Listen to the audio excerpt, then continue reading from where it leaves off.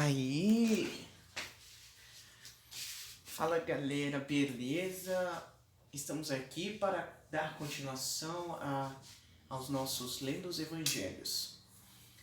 Bom, nós vimos que nos vídeos anteriores, Jesus ele foi batizado, ele passou um tempo no deserto, foi tentado pelo diabo, depois ele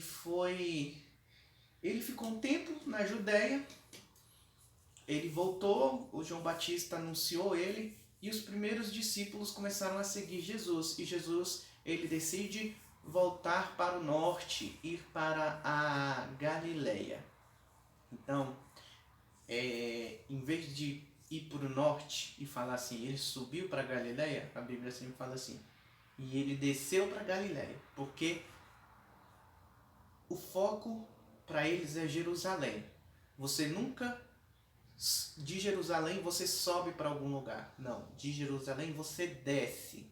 Se você não está em Jerusalém, você sobe para Jerusalém. Nunca desce para Jerusalém. É sempre assim. E o que ocorre? Jesus, ele com seus primeiros discípulos, ele fez o seu primeiro milagre, como nós vimos nos vídeos anteriores. Ele fez o milagre do vinho. E ele passou o resto do tempo lá na Galileia, junto com seus primeiros discípulos, junto com sua mãe Maria. E o ano se acabou, nós já estamos no ano 28 da nossa era e estamos se aproximando da primavera. E a primavera é uma data importante porque chega a Páscoa. E na Páscoa, naquela época, pelo menos, os judeus já tinham sido espalhados por várias e várias regiões. Porque quando eles eram um reino consolidado, as 10 tribos elas foram retiradas do seu local, da sua habitação. Quando os assírios destruíram as 10 tribos, os judeus eles foram levados cativos para outros lugares. E o que ocorre? Quando o reino do sul, que era basicamente das duas tribos de Judá e de Benjamim, que compunham os judeus, quando eles foram destruídos pela Babilônia, pelo rei Nabucodonosor, eles também foram levados cativos. Com o decreto, dos persas, os judeus puderam voltar e reconstruir o templo em Jerusalém. Mas assim, sempre com uma instabilidade ou outra, acabou que muitos dos judeus se estabeleceram em outras regiões que não Jerusalém. Então, quando tinha essas datas importantes como a Páscoa, muitos judeus eles afluíam de várias e várias regiões em direção a Jerusalém para oferecer os seus sacrifícios no Templo de Jerusalém. Para conhecer melhor o Templo de Jerusalém, é só ver o vídeo anterior que eu falei muito sobre o Templo de Jerusalém. Posteriormente falarei um pouco mais.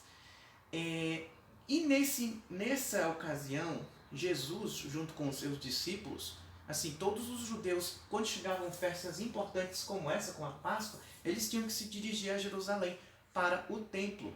Então, Jesus e os seus discípulos, junto com outras comitivas vindas da Galileia, vai em direção a Jerusalém para celebrar a Páscoa. E quando ele vai para celebrar a Páscoa, Jesus ainda assim não é tão conhecido. Assim, poucas pessoas conheciam as profecias antigas, na qual o sacerdote Zacarias teve a visão no templo do anjo Gabriel. Poucas pessoas ainda se lembravam da visão de quando Jesus nasceu, que os anjos apareceram aos pastores, e também poucos lembravam sobre os magos que vieram da Pérsia para adorar o menino Jesus, nas quais o rei Herodes mandou que eles informassem aonde estava a criança, mas os magos não fizeram isso. E assim, Jesus estava um pouco conhecido pelo evento, que assim, não foram muitas pessoas não foram assim uma multidão que presenciou, mas assim, pessoas viram Deus falar, este é o meu filho amado, em quem eu tenho prazer, na ocasião do batismo de Jesus. E viram o céu se abrindo e o Espírito Santo descendo sobre ele. E poucos também, assim como os primeiros discípulos, viram quando Jesus voltou do deserto já muito debilitado, e esses poucos começaram a seguir Jesus, que são os primeiros discípulos de Jesus, como João, Pedro, André e etc. Então, Jesus ainda não tinha aquela visibilidade toda. Ele vai ter a sua primeira visibilidade agora, nessa ocasião em que, depois que ele começou o seu ministério, ele vai celebrar a sua primeira Páscoa em Jerusalém. Então, vamos ler aqui o que ocorreu. Aqui, Evangelho de João, é o Evangelho escrito pelo apóstolo João, no capítulo 2, verso 13 a 16. Diz assim: quando já estava chegando a Páscoa judaica, Jesus subiu a Jerusalém. Veja, subiu a Jerusalém. Por quê? Está na Galileia, está no norte, aí a gente pensa pelo mapa, não, tem que descer. Não, você sempre sobe a Jerusalém, junto com uma multidão. Então Jerusalém ficava assim, ó, lotada, lotada. E o que ocorre? Aqui vai falar assim, no pátio do templo, nós já conhecemos o pátio do templo de acordo com o vídeo anterior sobre como é o templo de Jerusalém. No pátio do templo, viu alguns vendendo bois, ovelhas e pombas, e outros assentados diante de mesa, trocando dinheiro. O que ocorre? Existem as ofertas. Se vocês lerem a lei de Moisés, vocês vão ver, por exemplo, você comete um pecado, você precisa fazer um sacrifício a Deus. Então você tem que pegar um animal sem mácula nenhuma, um animal perfeito, para que seja levado ao templo e o sacerdote imole esse animal. E você vai confessar os seus pecados, os erros que você cometeu, e o animal vai morrer no seu lugar. Existiam diversos tipos de sacrifícios que eram feitos no templo de Jerusalém antigamente. E assim, muitos dos judeus, eles tinham que preparar os seus animais de acordo com a sua condição e levar esses animais até o templo de Jerusalém. Só que com o passar do tempo, nem mais isso eles faziam. O que os judeus faziam? Eles iam sem nenhum animal, mas eles levavam dinheiro. Porque quando eles chegavam no templo de Jerusalém, já tinha os vendedores de animais específicos para cada tipo de sacrifício. Então você não precisava se esforçar em ter o animal. Você simplesmente ia até Jerusalém nessas festas e, chegando lá, você ia nos comerciantes do templo, comprava um animal do templo e fazia o sacrifício. Com o passar do tempo, nem mais se você falasse assim, eu quero trazer o meu próprio animal, eu criei o meu próprio animal para fazer o sacrifício, nem isso eles aceitavam, porque quando você chegava no templo, os próprios sacerdotes que já eram assim ligados com os comerciantes do templo, eles recusavam o seu animal.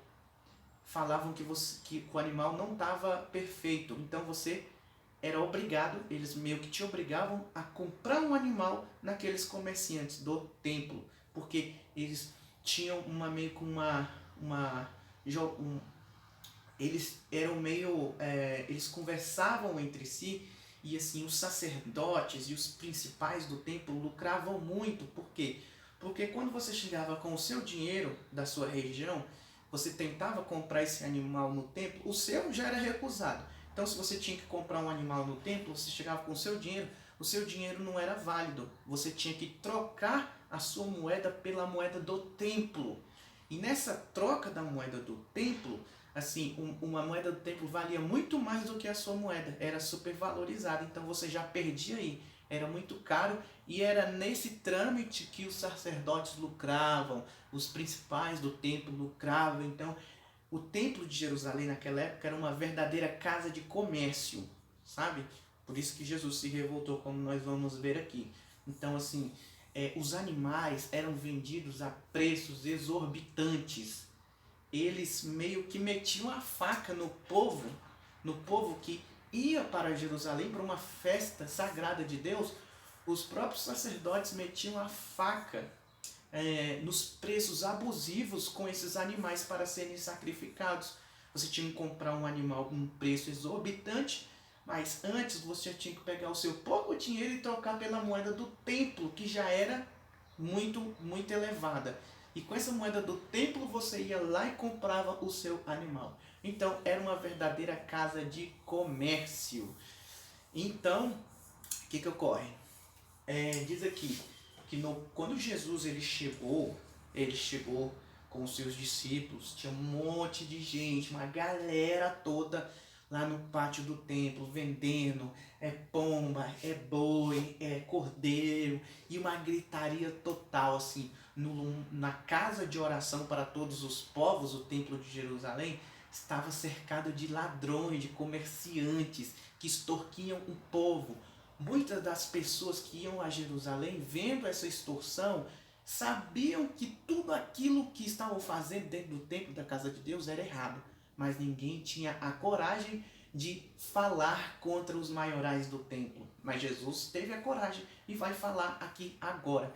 Então, quando Jesus entrou no templo, ele viu aquela verdadeira gritaria, aquelas pessoas, aquele barulho de moeda contando, pessoa brigando uma com a outra por causa dos preços abusivos, vacas fazendo barulho, ovelhas, pombos, e assim, uma verdadeira feira do rolo que estava lá dentro. Era assim, algo inimaginável para a casa de Deus. Então, no pátio do templo, viu alguns vendendo bois, ovelhas e pombas, e outros assentados diante de mesas, trocando dinheiro. Então ele fez um chicote de cordas e expulsou todos do templo, bem como as ovelhas e os bois. Espalhou as moedas dos cambistas e virou as suas mesas. Aos que vendiam pombas, disse: tirem estas coisas daqui! Parem de fazer da casa de meu pai um mercado! Então, ele se irou, ele ficou bastante revoltado com toda essa situação que ocorria no templo, essa verdadeira, essa multidão de pessoas transformando a casa do pai em um comércio. Então ele pegou um chicote, não bateu nas pessoas, mas ele saiu derrubando as mesas e expulsando todo mundo, expulsou os animais, expulsou as pessoas, e assim, com uma autoridade, ele fez isso com uma autoridade assim, bem próxima daquelas que todos nós vamos ver na sua segunda vinda. Por que ele era um simples galileu? Por que os maiorais do templo, por que as pessoas simplesmente fugiram da presença dele sem nenhuma reação? Porque assim, qualquer um que se atrevesse a fazer isso, logo ia ser pego, ia ser posto para fora do templo. Mas não, todos fugiram, porque todos viram no olhar dele aquele olhar de autoridade, aquele olhar divino, aquele olhar de quem é que manda no negócio. Aquele olhar que muitas pessoas vão ver no dia da sua segunda vinda. Aquele olhar, como diz no livro de Apocalipse, que faz com que as pessoas se escondam em cavernas, que fujam da presença do Altíssimo. Então, ele realmente saiu expulsando todo mundo, como nós vemos aqui, ó, as mesas, as moedas, tudo caindo e as pessoas fugindo, aqueles comerciantes que extorquiam o povo, todos eles fugindo, e as pombas voando, os animais, os comerciantes, olha, veja, tanto de animal, era uma verdadeira baderna. Então Jesus purificou a casa do Senhor, mandou sair todo mundo e disse: parem de fazer da casa de meu pai um covil de ladrões. E foi expulsando todo mundo, mandou todo mundo para fora. E assim, a Bíblia segue dizendo bem assim: seus discípulos lembraram-se que está escrito: o zelo pela tua casa me consumirá. Ou seja, logo os discípulos vendo aquilo, surpresos por tudo aquilo que Jesus estava fazendo, eles nunca viram uma atitude de Jesus assim, dessa proporção, assim, de realmente se irar e derrubar mesas, quebrar as coisas, jogar as moedas no chão, com um chicote expulsar todo mundo do templo. Então, logo eles lembraram de um texto antigo das Escrituras, que está lá no Antigo Testamento, que diz assim: o zelo da tua casa me consumirá. Aí logo chegou esses carinhas aqui, ó. Logo vieram esses carinhas, as autoridades do templo, os maiorais, os manda-chuva. Logo eles chegaram, né? E diz assim: então os judeus lhe perguntaram: que sinal miraculoso o Senhor pode mostrar-nos como prova da sua autoridade para fazer tudo isso? Peraí, o gatinho, ai, atrapalha. Desce. Vai pra lá. Aí, que sinal você mostra para nós, para você ter toda essa autoridade de fazer tudo isso? Quando as pessoas viram Jesus expulsando o povão mesmo, as pessoas que estavam sendo extorquidas, elas gostaram bastante dessa atitude, porque estava entalado aqui, toda aquela roubalheira dentro do templo estava entalado aqui na garganta do povo. E quando o povo viu Jesus expulsando todas as pessoas, o povo concordou com tudo isso, porque eles não tinham coragem de falar com os sacerdotes, com os maiorais do templo, sobre toda essa roubalheira que estava acontecendo. Mas Jesus foi lá e fez com autoridade. E logo, essas autoridades do templo chegaram e falaram assim: que sinal miraculoso você faz como prova da sua autoridade para fazer tudo isso? Quem é você? Quem você pensa que é? Aí Jesus fala assim, Jesus lhes respondeu: destruam este templo e eu o levantarei em 3 dias. Os judeus responderam: este templo levou 46 anos para ser edificado e o Senhor vai levantá-lo em 3 dias? Mas o templo do qual ele falava era o templo do seu corpo, era o seu próprio corpo. Os judeus perguntaram assim: que autoridade vocês têm para fazer isso? E Jesus vira para ele, porque o corpo dele é o verdadeiro templo. E ele diz assim: derrubem este templo aqui, que eu o reconstruam. Derrubem o meu corpo, me crucifiquem, esse templo aqui, que eu vou erguê-lo em 3 dias. Só que os judeus, como estavam muito materialistas naquela época, eles logo pensaram assim: quando nosso povo saiu do cativeiro da Babilônia e trabalhou na reconstrução do templo, você vê toda essa magnificência desse templo aqui. Esse templo aqui ele demorou 46 anos para ser construído. Com muito trabalho, com muito esforço. E como você, um simples homem, pode reconstruí-lo em 3 dias? Mas como eles estavam muito materialistas, eles não perceberam que Jesus estava falando do próprio corpo. Depois os discípulos perceberam isso. Que realmente, o templo dele, quando ele foi crucificado, em 3 dias ele ressuscitou. Então, o texto segue. As autoridades perguntando sobre Cristo, com que autoridade ele fazia isso. Depois que ressuscitou dos mortos, os seus discípulos lembraram-se do que ele tinha dito. Então creram na Escritura e na palavra que Jesus dissera. Quando os discípulos não entenderam aquela frase dele de derrubem esse templo e eu erguerei em 3 dias. Mas depois de tudo acontecer, depois de Jesus ser crucificado, eles entenderam que quando ele falou desse templo, de reerguer em 3 dias, ele estava falando do seu próprio corpo, quando ele ressuscitou no 3º dia. Aí o que ocorre? Enquanto estava em Jerusalém, na festa da Páscoa, muitos viram os sinais miraculosos que ele estava realizando e creram em seu nome. Ou seja, ele ficou nesse período da Páscoa lá em Jerusalém, no Templo de Jerusalém, de acordo com como manda a tradição da festa de Páscoa. E nesse meio tempo, ele foi cativando mais pessoas, ele foi fazendo uma série de milagres, ele foi, como diz aqui, viram sinais miraculosos que estava realizando e creram em seu nome, ou seja, começou a curar as pessoas. E assim, com tudo isso que ele fez no templo, ele teve uma grande visibilidade. E assim, em Jerusalém as pessoas começaram a notar: quem é aquele Galileu?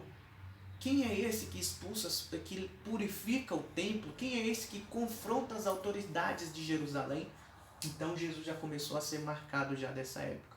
Mas nesse meio tempo ele começou a fazer os seus primeiros discípulos. Começou a fazer os seus primeiros milagres em Jerusalém. Mas Jesus não se confiava a eles, pois conhecia a todos. Não precisava que ninguém lhe desse testemunho a respeito do homem, pois ele bem sabia o que havia no homem. Como Jesus tinha essa característica divina, ele bem sabia, com um olhar apenas, ele vasculhava todo o coração de cada uma das pessoas. E assim, no meio dessas pessoas que se cativaram com as atitudes dele, que se cativaram com os milagres que ele estava realizando, muitas pessoas começaram a se aproximar de Jesus. Mas Jesus bem sabia quem eram as ovelhas e quem eram os lobos. Então ele não se confiava de todos eles, porque ele bem sabia, ele lia os corações e ele via que muitas pessoas estavam se aproximando dele com segundas intenções, na verdade com intenções malignas de tentar derrubá-lo. Então Jesus, ele está em Jerusalém agora. Ele já está com os primeiros discípulos e ele fez uma limpeza no templo. E isso fez com que ele se tornasse o centro das atenções e também o centro dos olhares maldosos e dos pensamentos malignos contra o Messias de Israel. Jesus vai permanecer um tempo mais em Jerusalém e vai fazer outras coisas nas quais nós vamos ver no próximo vídeo, galera. Então, vamos ver aqui. É isso mesmo. Acabou por aqui. Beleza, pessoal? Valeu!